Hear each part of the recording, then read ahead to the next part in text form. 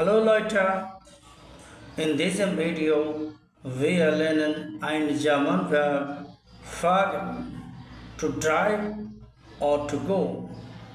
Zum Beispiel, am Samstag fahren wir nach Italien.